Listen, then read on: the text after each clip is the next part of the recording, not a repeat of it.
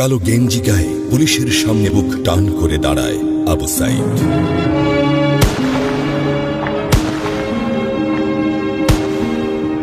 Police তাকে রক্ষা করার বদলে গুলি করে। ঠাস ঠুস কয়েকটা গুলির মধ্যে একটা গুলি লাগে তার কোমরে। খানিকটা ভাঁজ হয়ে যায় শরীর।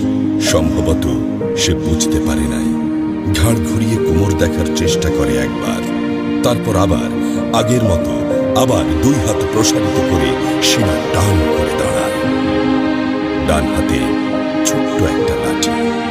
বিশ্ববিদ্যালয়ের প্রধান ফটকের পাশে বেশ কয়েকজন পুলিশ, হাতে রাইফেল, রাইফেলের তাজা গুলি, আবার গুলির শব্দ।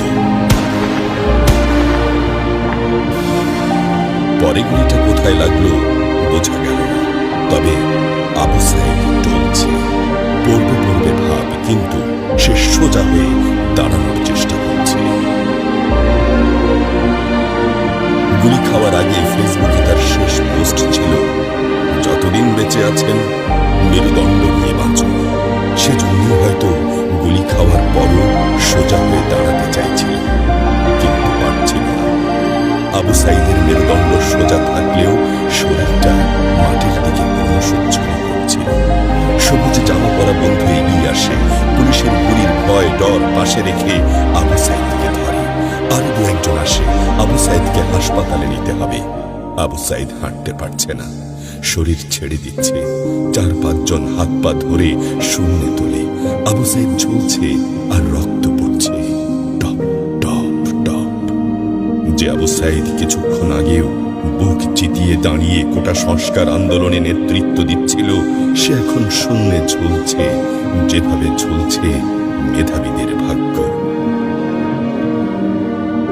রাত 10টার আগেই বাড়িতে যাওয়ার কথা ছিল আবু সাইদের। মা অপেক্ষা করছে, বোন অপেক্ষা করছে। তখনও তারা জানে না আবু সাইদের মৃত্যু সার্টিফিকেট লিখছে কর্তব্যরত ডাক্তার। নাম আবু সাইদ, পিতা মকবুল, ঠিকানা বাবনপুর, পীরগঞ্জ, রংপুর। বয়স 25। মৃত্যু কারণ আগমনের সময় মৃত্যু। তারিখ 16/7/24, রাত 8টা 5 minute. Serial number 240434, Rangpur medical college হাসপাতাল। পরিবারের একমাত্র শিক্ষিত ছেলেটা খুন হয়ে গেছে। মা যখন জানল দুনিয়া কি আর ঠিক আছে তার কাছে, বিলাপ করে বলে, আমার ছেলের চাকরি না দিলে না দে, গুলি করলো কেন?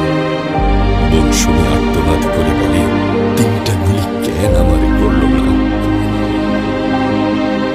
আবু সাইদ ফেসবুকে আরো লিখেছিল, যদি আজ শহীদ হই তবে আমার নিথর দেহটা রাজপথে ফেলে রাখবেন।